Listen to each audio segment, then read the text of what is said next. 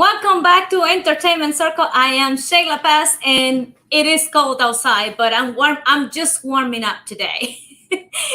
I had my first round of interviews this morning, and now I have five incredible artists this afternoon for you. And my next guest today is an accomplished performer that had been in the music industry for more than 2 decades. And I started looking down, but I'm reading here off my iPad. And he is a singer, songwriter, producer, voiceover. What doesn't he do? I don't know. But let's find out. Please welcome Jason Charles Miller. Hello. Hey, I don't do Windows. I don't do Windows very well. Oh, that's not good. Yeah. I'm not good at cleaning in general. I'm a mess. Yeah. Thank you so much for the opportunity to chat with you. This is the CRS virtual experience. How this experience has been for you so far? I'm good. I was, actually yesterday I was listening to a discussion about another discussion. So I was listening to an after panel. So I've definitely been able to jump in and listen when I can and watch when I can, and it's been good. I mean, we're all going through a lot right now, and to be able to pull this off at all is a great testament to the people that work with and for CRS. So I'm glad to see that it's still going. Yeah, it's interesting. Usually I try to get a little time at lunch to go and listen in a little bit, but today I didn't have enough time to go in and listen. But yesterday I did, and the day before yesterday, and I love all the workshops that they are doing for the artists, and they are all incredible, especially in this time, how to use social media to your advantage. Yeah, absolutely. Now more than ever, that's how we're connecting with people that like our music or like our style of music, and it really is everything right now. Yes, it is. I don't get tired of saying, but music is good for our soul. I agree. So tell us a little bit about your background. Where are you from, and how did you get into the music business, and why was something that you must do? Well, I grew up in Fairfax County, Virginia, and I've been performing in front of crowds since I was about 5 or 6 years old. Wow. And it was just something that always came natural to me, I guess.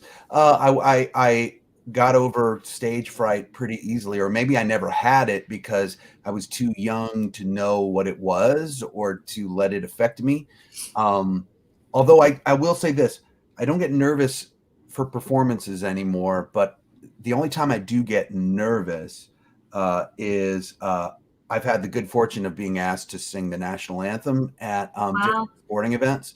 And the last couple years before the pandemic, I sang the national anthem for the San Diego Padres game. Yay! Major League Baseball, 50,000 people in the fans.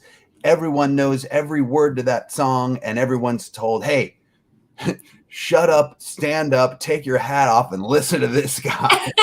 And that I do get nervous at those moments for sure. Wow. So I would say that the stage got nervous because you were going to be on it. Oh, the stage got nervous? Yeah. Yes. Yeah, the national anthem for sure is a song that, what is it? That person is going to sing that song. Oh my God, let's listen. Let's see what they mess up. Screw it up. Yeah, right. That's what they want. They want you to mess it up. They want you to mess it up, but no, everybody does great, and it's the most popular song in our country. So let's talk about your Billboard chart topping theme song, Final Fantasy. Is that 14? Yeah. I'm reading the Roman numbers. Wait a minute. Yeah, 14. Yeah. This was so cool. I had actually acted in the game.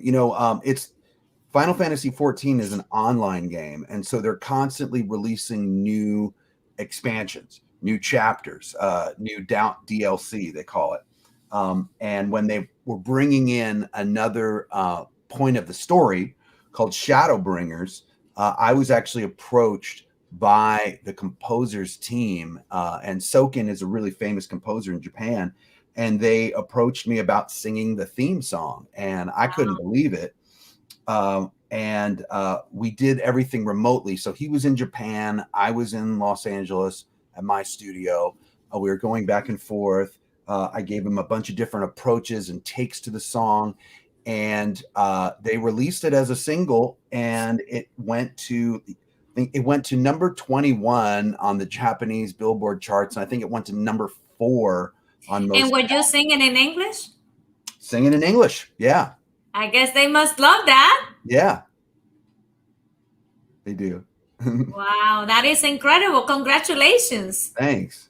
And where do you go from here now that you got that that market? I know, right? Well, so I actually had plans on going over there, but obviously those travel plans are kind of on hold at the moment. But hopefully I will get over there when things open up again. But in the meantime, I have a new album coming out next month. And what I've decided to do is put out kind of 2 mini albums this year. So this first album will have 7 songs on it. The second song will have 7 or 8 songs on it. And then next year, I'm going to put out another full-length album. I just feel it's important because we can't play any live shows or go on tour, that I consistently put music out and let people hear it and discover it. Yeah, that will be great to hear 2 different parts. So what should we expect? A little bit more rock, a little bit more soul?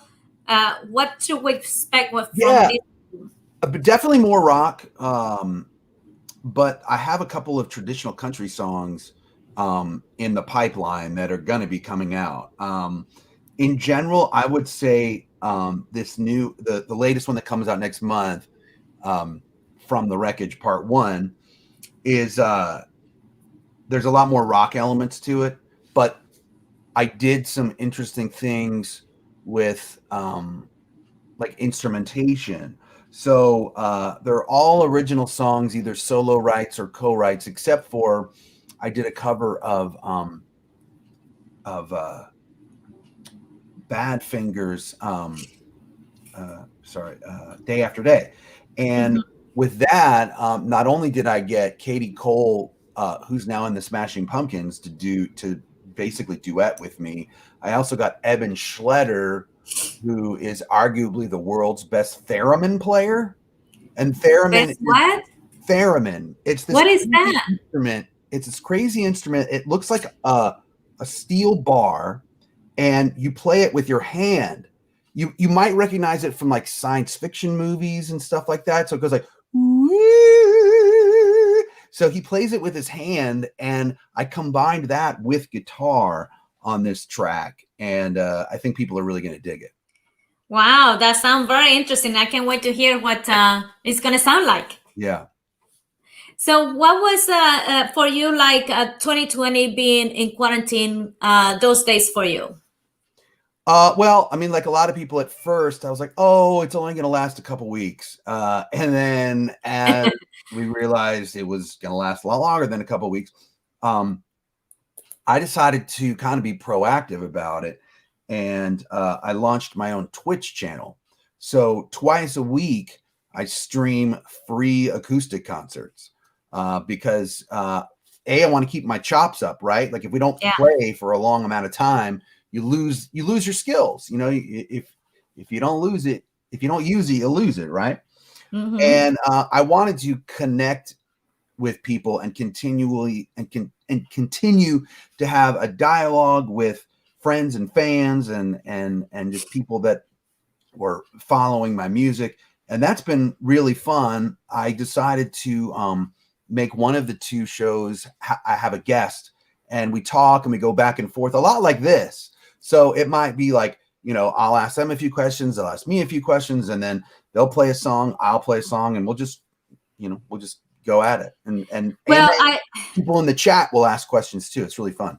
Well, if you are watching and you want to ask questions, you're welcome to. I can put your question on the screen here. And the piano is too far for me to play for you, so. Oh, okay. Well, if you rearrange I should have you on the show. Rearrange your camera setup and make the piano. And do it. That's funny. No, I will have to practice for at least 3 months to get back on the piano. I haven't played in a long time. But that sounds very cool. It's kind of like interactive, so that's great. So keep people engaged. Yeah. The interaction of it is really, half the fun or most of the fun.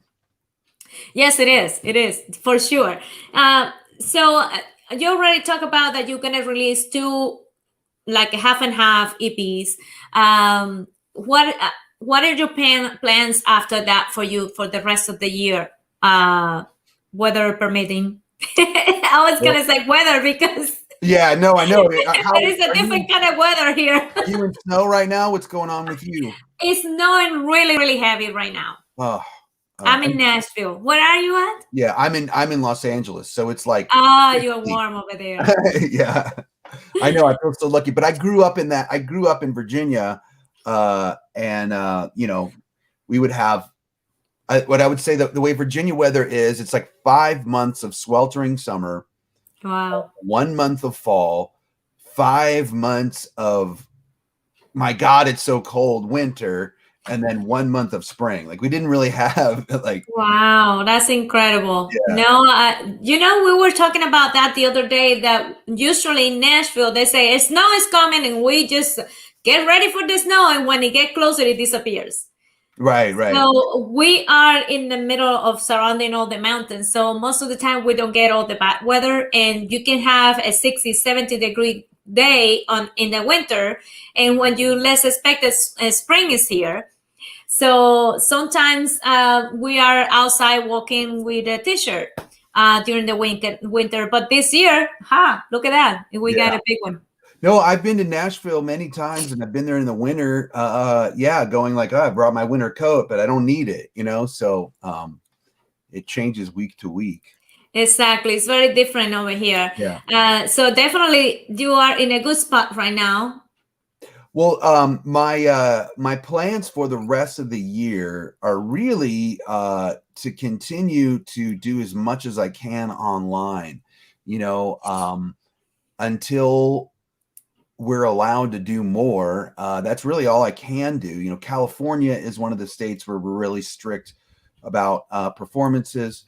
Mm-hmm. I know that there might be some outdoor performances that I do from in the spring going into the summer, if that's allowed. So I'm just kind of like waiting to see. But that's why I planned all these releases, so that no matter what, those are coming out. And whether I can support them online or in person on tour, they're there for people to hear.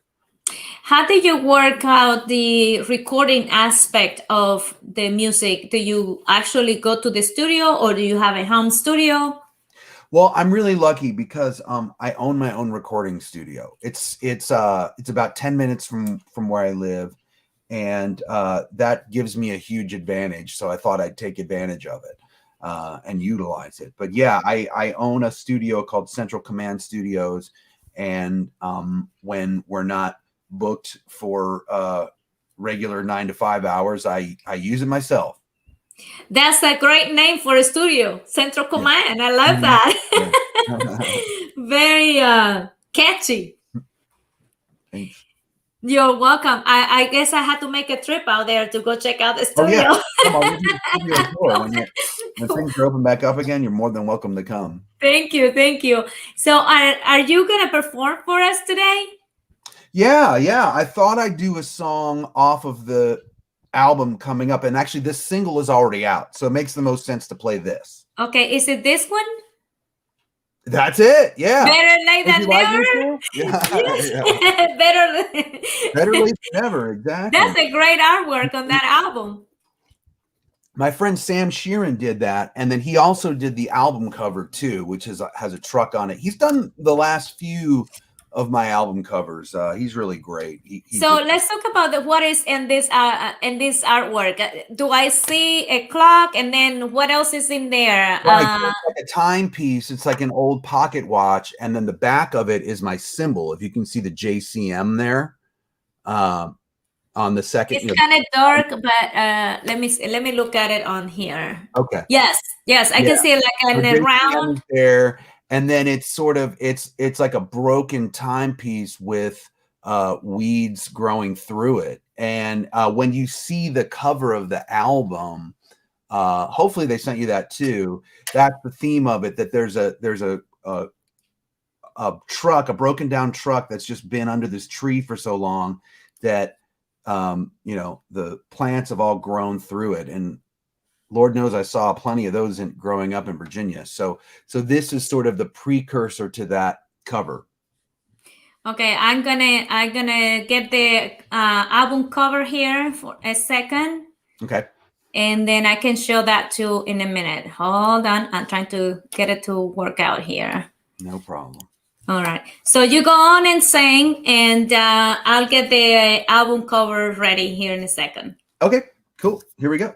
Oh, and I wrote this with my friend Jonathan Tyler, who is in Nikki Lane's band, and he's also a great artist from Texas. He's a solo artist as well, so he kind of does double duty. But he lived in LA for 1 year, and during that year, we wrote this song. So okay, take it away.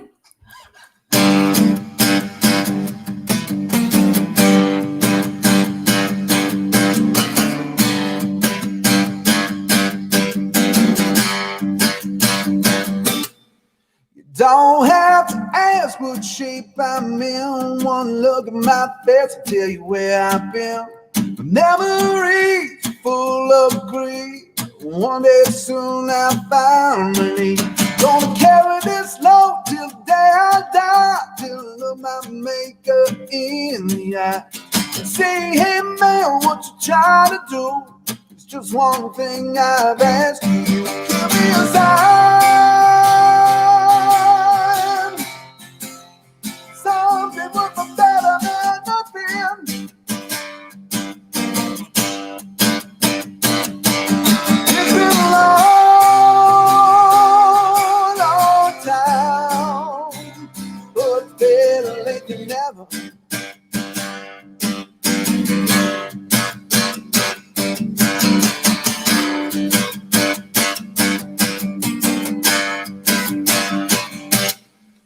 I gave you my love, gave you my pain, but I never thought that you were gonna walk away.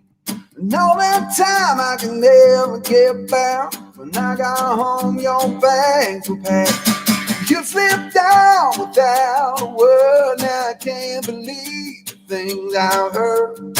Can't stop thinking about the way things were. I never saw it coming, everything's a blur. Give me a sign. Something will be better than nothing.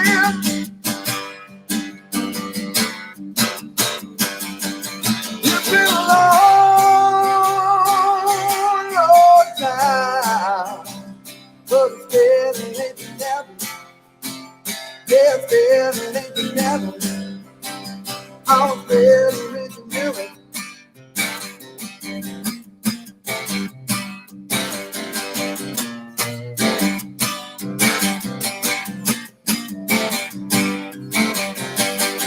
If I had my way, I'd leave this town. It's hard to show my face now that you're not around. But here I stand, just trying to find a clue to the mystery of what happened to me and you. Give me a sign. Something will be better than nothing.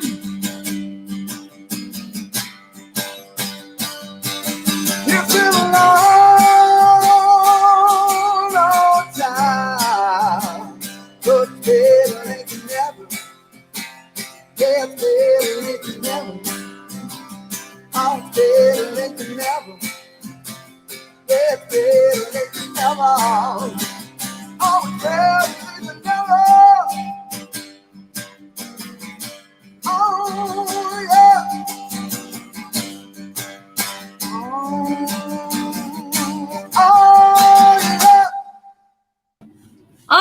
right, a true rocker voice. I love it. Great. You got beautiful vocals, man. I just this is like the first thing I'm singing today, so like halfway through, I'm like, frog in the throat, but I managed to work my way through it. You need to drink a little rum before you sing. Maybe I should, yeah. That's what people used to do. Well, some people do that too. Still, drink a little whiskey or rum, something that heat up the throat. Pirates used to do it, right? Who? Pirates? Yes. Are you related to them or something? I don't know. Who? Probably. Okay, I think this is the cover that you were talking about. Right. Yeah. Yeah. So it's like beautiful. It's like a portrait of this truck, and that totally reminds me of things I used to see growing up. So wow, it is a beautiful piece of art.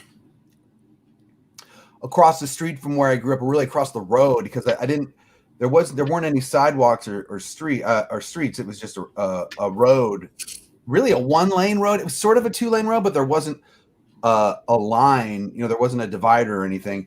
And across the road was just woods everywhere. I think they're probably all developed by now, unfortunately. But this was in Clifton, Virginia, back in the day, and the Aldous brothers and I, who were the only kids my age that were within walking distance, we used to just go across the road and just play in those woods, and you'd see all sorts of stuff like that back there. Yeah, I bet. I grew up in the country too, so I can relate. Yeah. There's so much, a lot of that's gone now in a lot of places, but it's nice to have a little bit of room to stretch your legs, right? Yes, definitely. I love your backdrop. Is that the real wall, or do you have just a picture? I'll let you in on a secret. So everything's real, but this is a piece of material. I got it on Amazon for $10. I was like, it looks like he's in a cabin somewhere. Right? Yeah, it's actually a guest room. It's a guest room in my house. But this is really awesome. It's a metal deer skull that a guy in Utah made, called Bowerbird Studios. But everything's real except for the wall. But I wanted it to look cool for my acoustic shows. Yeah, it looks really cool. You made your point. So what is something that people do not know about you? I don't know, because I kind of let it all out there, I sort of let everybody know what I do. So that's hard to say. But I will, I guess I am sort of, so from owning the studio for so long, I will tell you this. You learn a lot of things about when to call someone and when you can fix it yourself. Right. And you have to make those judgments. Yeah. So I think I'm, as from having the studio for so long now, I think I've made a pretty good judgment of when I need to call a plumber or an electrician or whatever, or when I can fix it myself. So maybe that's something people don't know about me, is that I'm with wisdom, with old age. You're pretty handy. Learning how to fix things. Yeah.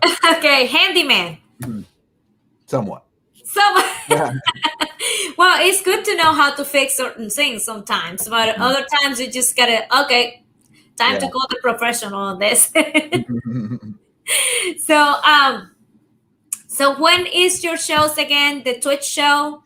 Right. Okay. So I do everything on Pacific time because that's where I live. But so Mondays at 7 Pacific. So it'll be 9 for you. So it'll be 7 in the morning or at night? Night. Sorry, 7 p.m. Okay, so it'll be 9 p.m. Central Time. Mm-hmm. And then Wednesdays, it'd be 10 p.m. Central Time. So Monday is my more formal show, kind of similar to this format. But on Wednesdays, I call it Whatever You Want Wednesdays. And people request songs. And I have a list. I keep adding to the list every week. Right now, my list is up to, I think, 153 songs. Wow, that's a lot of songs. Yeah. And like I said, I'm going to add more to it every week. 154 now. And if somebody wants to request it, they can just throw a little tip our way, because I split, there are other people that help me run the channel. And so I split the tips with them. And if they want to, if somebody wants to throw a little tip to us, I'll play whatever song you want that's on my list. And sometimes I'll even look it up online real quick and try to learn one for you. And see, that's what I need to do. I need to put a tip jar in here. And there's one thing I forgot to mention. On Tuesdays at 1 p.m., and so that would be, at like 3 p.m. Central, I host a songwriting show on another Twitch channel. So that's fantastic. Video game company called Code Name Entertainment, and they approached me and said, hey, look, there's no conventions for a while, and so we want to start doing more promotions online. So I pitched this idea to them, and basically in 2 hours, a co-host and I write a song live while people watch us, and then people can comment on it and actually contribute to the song. What an incredible idea. So we write the song together, and we've done 23 episodes so far, and there's only been one time when we didn't finish the song and we had to finish it later. But every other time we have finished the song in 2 hours and we have a completed song, and it's great. I love it. I love it. So people can go check out your website, jasoncharlesmillett.com, to learn more about everything fantastic that you're doing, about your Twitch shows and everything, and your music that is coming out soon. I would love to chat with you more, but I got another artist coming up in 3 minutes. Okay. That's what CRS is all about, right? Yes, run. I have just enough time to walk my dogs before I have to do the next interview. So. All right. Well, go do it. And keep on singing. Thank you so much for your time. Thanks for having me. Bye-bye. You're welcome. All right, everybody.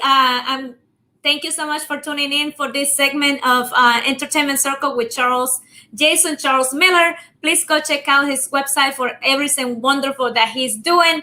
And stay tuned. I'll be back in 3 minutes with my next artist. Ciao.